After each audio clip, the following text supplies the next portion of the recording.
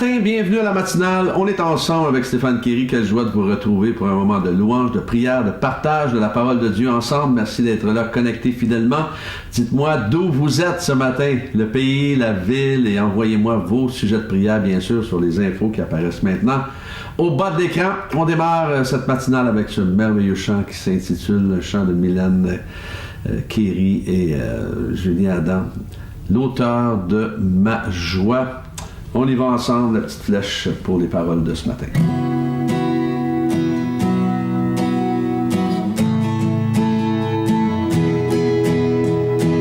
C'est toi que je choisis, puissant Rédempteur, pour guider mes pas. C'est toi que je choisis, source de bonheur, pour fonder ma foi. Jésus, tu es l'auteur de ma joie. Jésus, tu es l'auteur de ma joie. C'est lui qui de mes larmes fait de fleuves de vie. C'est lui qui dans l'épreuve me fait briller pour lui. Jésus, tu es l'auteur de ma joie. C'est toi que je choisis, puissant Rédempteur, pour guider mes pas. C'est toi que je choisis, source de bonheur, pour fonder ma foi. Jésus, tu es l'auteur de ma joie. Jésus, tu es l'auteur de ma joie. Celui qui donne un souffle quand le mien s'affaiblit. Celui qui est fidèle, qui jamais ne m'oublie. Jésus, tu es l'auteur de ma joie. Celui qui de mes larmes fait de fleuves de vie. Celui qui dans l'épreuve me fait briller pour lui. Jésus, tu es l'auteur de ma joie. Celui qui donne un souffle quand le mien s'affaiblit. Celui qui est fidèle, qui jamais ne m'oublie. Jésus, tu es l'auteur de ma joie. Jésus, tu es l'auteur de ma joie. Jésus, tu es l'auteur de ma joie. Oh oui, Jésus, il est l'auteur de notre joie ce matin. Le thème de ce matin, une vie après la mort. Vous savez, il y avait, il y a plusieurs années de cela, il y avait chez nous au Québec, il y avait eu une confession d'un maire d'une certaine ville qui avait été accusé de fraude et de corruption. Et on sait qu'il n'y en a pas beaucoup de ces temps-ci. Et qui avait dit « Je regrette très sincèrement la peine que j'ai imposée à ma famille, mes amis et surtout aux citoyens.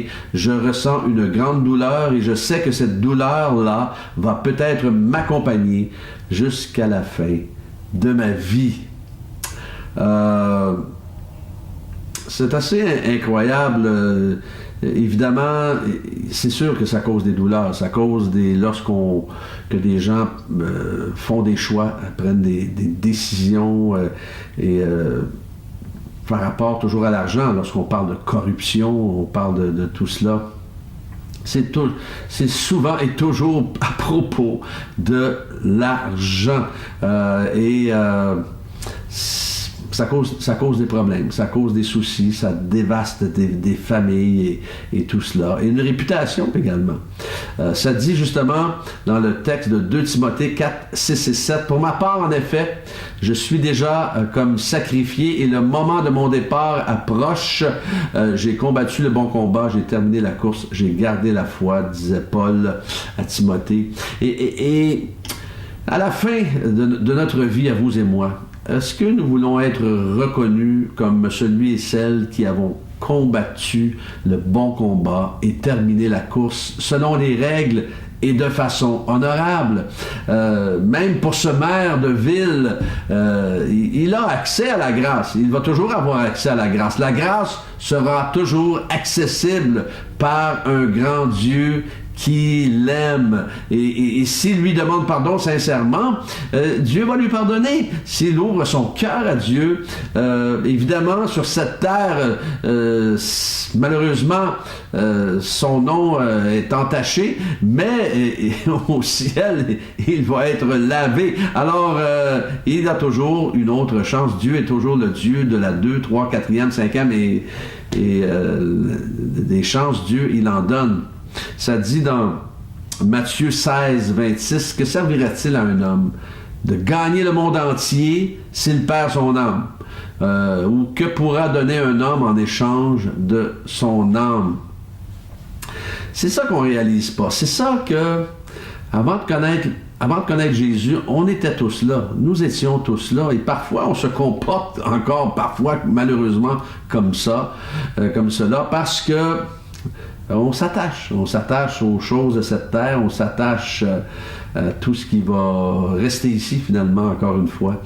Et c'est malheureux. Mais ça donne rien de tenter de gagner le monde, de gagner des amis, des amis et vous savez ce que je veux dire ce matin? Parfois, on ne veut pas s'identifier comme chrétien parce qu'on ne veut pas faire moquer de nous. Mais tout ça, ça va donner quoi? Ça va donner quoi de tout simplement ne pas s'identifier ou s'afficher? Lorsqu'on s'identifie, on s'affiche, on n'a rien à avoir honte. Ce monde vit dans l'anxiété, la dépression et toutes sortes de choses absolument qui les dévastent. Et nous, nous qui avons la solution, qui possédons l'esprit de Christ en nous, chemin, la vie, la vérité, on aurait honte de cela? Absolument pas. Plusieurs se comportent comme si il n'y avait pas de vie après la mort. Et quelqu'un disait que notre vie sur Terre, c'est une introduction à l'éternité. C'est tellement vrai. C'est tellement vrai. Notre vie sur Terre est une introduction à l'éternité. Imaginez, ce court passage sur Terre détermine notre destinée pour l'éternité et une multitude gaspille ce merveilleux temps par des futilités parfois. Les temples de la renommée, les trophées, les awards, les exploits, les biens matériels, les comptes de banque bien garnis et les choses qui nous sont tellement chères ne repartiront pas avec nous. Encore une fois, je le répète, ne repartiront pas avec nous. Alors pourquoi s'y attacher? Aujourd'hui, vous pouvez choisir de modifier vos valeurs et vos choix. On a tous cette possibilité-là de modifier nos valeurs et nos choix. Et je vous encourage à vivre davantage, justement avec cette perspective de l'éternité. Engageons-nous, vous et moi, dans la bonne course et que notre motivation soit justement, Philippiens 3,14, je cours vers le but pour remporter le prix de l'appel céleste de Dieu en Jésus-Christ. Je cours vers le but pour remporter le prix de l'appel céleste. Pensons-y pour un instant. Qu'est-ce qui nous excite le plus en ce moment? Oui, parce que vous et moi, parfois, nous sommes excités à cause, par exemple, d'un bon repas entre amis que nous prévoyons avoir. Nous sommes excités par un voyage dans les îles que nous préparons depuis longtemps. Nous sommes excités par une fête que nous organisons pour quelqu'un qu'on aime ou pour une sortie à un match de foot. On peut nommer des choses, une multitude de choses. Et tout cela est bien, tout cela est merveilleux. Et bien sûr, car Dieu veut que nous ayons du bon temps. Nous ne servons pas un Dieu qui nous empêche d'être heureux et de profiter de la vie. Non, il est un Dieu personnel et non un Dieu personnel parce qu'il veut le meilleur pour nous. Alors comprenons qu'il est le designer de la joie. Et lorsque Jésus est entré dans ma vie, croyez-moi, il a pour bouleverser mes plans, mais pour de meilleurs plans pour ma vie. Et ce n'est pas fini. Et ce n'est pas fini pour vous non plus. Et à cause de cela, je peux laisser un héritage de vie à mes enfants, à mes petits-enfants, qui, eux, porteront le flambeau de l'espoir par la suite. Car oui, il y a la vie après la mort à cause de Jésus-Christ, notre merveilleux Seigneur et Sauveur. Et c'est pour cette raison que je vis maintenant.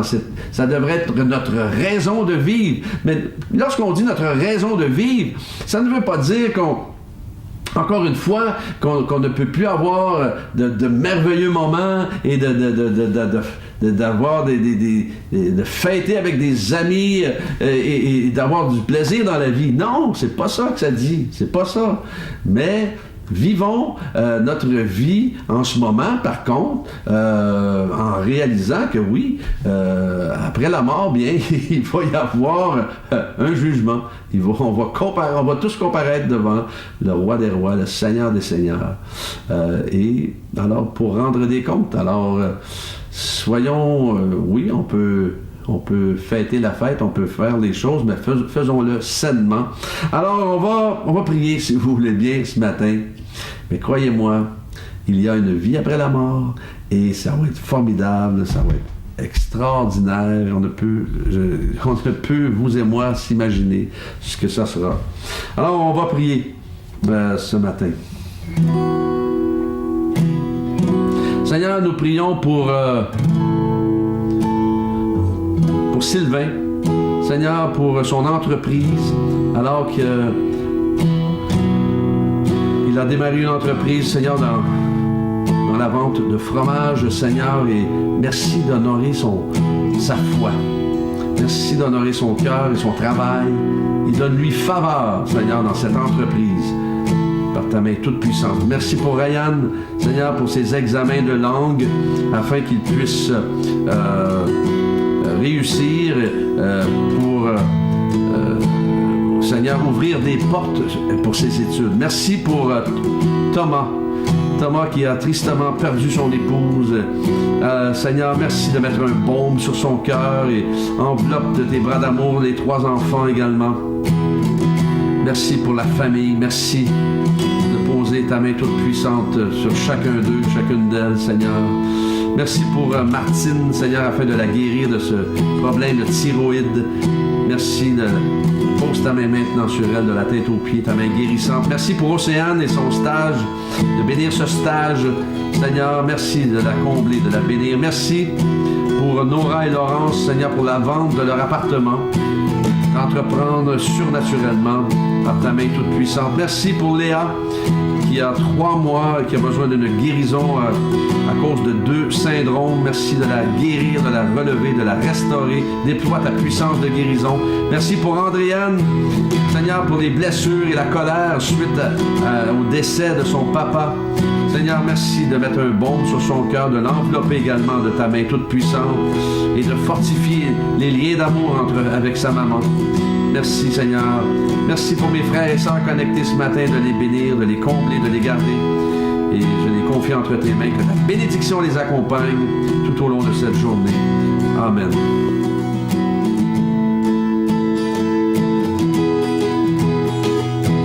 C'est toi que je choisis, puissant Rédempteur, pour guider mes pas. C'est toi que je choisis, source de bonheur, pour fonder ma foi. Jésus, tu es l'auteur de ma joie. Jésus, tu es l'auteur de ma joie. Il est l'auteur de notre joie. Soyez bénis aujourd'hui, que Dieu vous accompagne. Demain matin, Dieu voulant, on est ensemble.